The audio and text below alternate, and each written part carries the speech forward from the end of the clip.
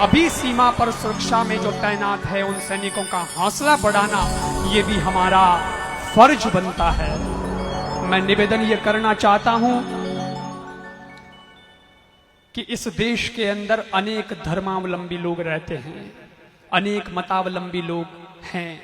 वे अपने अपने धर्म को मानते हैं, अपने अपने तरीके से पूजा इबादत प्रार्थना करते हैं, इस्तकबाल करते हैं। जरूर करें, हम उनका सम्मान करते हैं। हर धर्म का सम्मान करना ये हमारा फर्ज बनता है। और मैं तो एक ऐसा व्यक्ति हूं जो सबको लेकर चलने की बात करता हूं, सब में विश्वास रखता हूं। अगर देश के नाम पर किसी भी धर्म का व्यक्ति हमारे साथ खड़ा होता है और वो देश के साथ खड़ा है तो हम भी उसके साथ में खड़े हैं। लेकिन देश के विरोध में अगर हमारा अपना भी बंदा खड़ा हो जाएगा तो हम उससे भी किनारा कर जाते हैं। इस सिद्धांत के साथ चलने वाला व्यक्ति मैं हूं। इसलिए हिंदू हो, मुस्लिम हो, सिख हो, ईसाई हो, कोई भी क्यों ना हो, लेकिन अगर देश की बात करते हैं, मैं कहता हूं पृथक हर धर्म होता है, पृथक परिवेश होता है। पृथक माने अलग अलग, पृथक हर धर्म होता है, पृथक परिवेश होता है। पृथकता में जो मिलकर के रहे यही उद्देश्य होता है।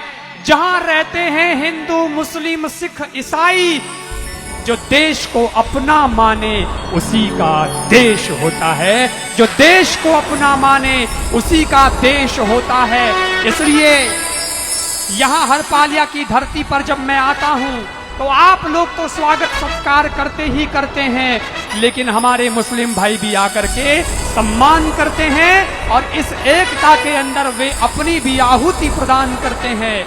सच्चू खां साहब हों, चाहे हमारे यहाँ के बंधु हों और ये यहाँ के लोग हों, क्षेत्रवासी हों। अभी नवातला में मेरी कथा थी, वहां भी मुस्लिम बंधु आए, हमारी कथा में भी आए। और जिस जगह मैंने कथा की वो जमीन भी इब्राहिम खान की थी और उसने कहा कि जीरो इस बार नहीं बोऊंगा तो चलेगा, पर ये कथा का अवसर बार बार कहां मिलेगा। ऐसी एकता की मिसाल देने वाले लोग जो हैं उनका भी हम सम्मान करते हैं। लेकिन शाहीन बाग के अंदर जो देश को तोड़ने की बात करते हैं उनका हम विरोध करते हैं। अरे अगर हिंदू भी है, अपने आप को हिंदू कहलाए, लेकिन वो अगर देश को तोड़ने की बात करे तो मैं निवेदन करना चाहता हूं, बिना मौसम हृदय में कोयल से भी कूंजा नहीं जाता।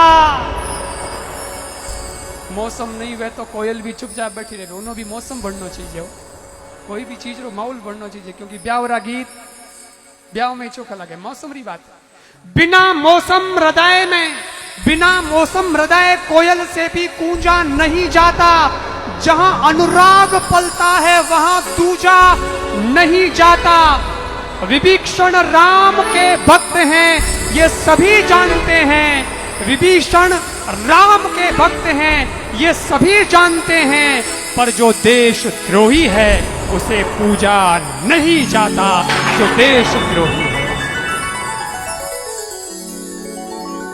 धन्य है मां का लाल, शहीदों को समर्पित। धन्य है मां का लाल, काल के आगे रोए नहीं, मृत्यु का मान मुस्कान से बढ़ा दिया। हंसते हंसते जो फांसी के फंदे पर झूल गए, चूम गए फांसी के फंदे को। सुखदेव, राजगुरु, भगत सिंह को याद करिए, याद करिए आप उस देशभक्त को। जलियांवाला बाग का घटनाक्रम हुआ, 12 साल की उम्र में 12 मील चल करके वो जलियांवाले बाग के उस घटना स्थल पर जाता है और वहां की मिट्टी को मुट्ठी में उठा करके संकल्प ले लेता है कि इस देश को आजाद करवाने में मुझे सर्वोच्च बलिदान भी अगर देना पड़े तो मैं पीछे नहीं हटूंगा, वो भी दूंगा। और उसने हंसते हंसते बलिदान दे दिया। उसे हम शहीद आजम, अमर शहीद भगत सिंह के नाम से जानते हैं। अगर वो बलिदान देता है तो अशफाक उल्लाह खां भी तो कहां पीछे रहता है। अब्दुल हमीद ने तो पाकिस्तान को क्या मुंह की चटाई थी, आपको पता है, धूल चटाई थी। यही तो संकल्प लेना है हमें, यही तो संकल्प लेना है हमें कि आंच नहीं आने देंगे भारत की अस्मिता में। रणभूमि में शत्रु को पानी पिला देंगे हम।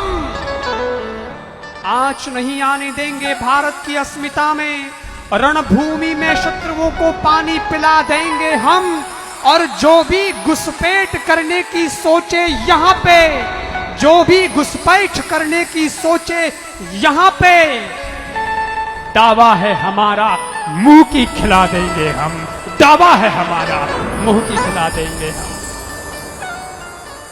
ऐसे तो हम सभी धर्मों का सम्मान करते हैं, लेकिन जेएनयू में जब भारत को तोड़ने के नारे लगते हैं तो ऐसे कन्हैयाओं का भी हम विरोध करते हैं। इसे कहते हैं देश के साथ खड़ा होना। कुछ लोगों को पता नहीं होता है, कुछ लोगों को यह पता नहीं कि देशभक्ति क्या होती है, खाली बैनर लेके घूमते हैं। देशभक्त हैं हम, देशभक्त हैं। वही ठाकुर ने देशभक्ति की परिभाषा कही है। क्या होती है देशभक्ति, किसे कहते हैं देशभक्ति? देशभक्ति उसे कहते हैं, कुंवर बेचैन साहब की पंक्तियां हैं, उन्होंने एक जगह लिखा, सांस का हर सुमन वतन के लिए, जिंदगी ही हवन है वतन के लिए। सांस का हर सुमन है वतन के लिए, जिंदगी ही हवन है वतन के लिए।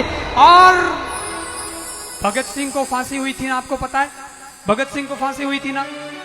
भगत सिंह, सुखदेव और राजगुरु, ये तीन फांसी के फंदे पर झूल गए, तो उनकी गर्दनें जब फांसी के फंदों में फंसी, इस दृश्य को अपने सामने लाना और फिर इन पंक्तियों को सुनना, तो समझ में आएगा कि मेरी भावना क्या है, कवि की भावना क्या है। सांस का हर सुमन है वतन के लिए, जिंदगी ही हवन हो गई वतन के लिए।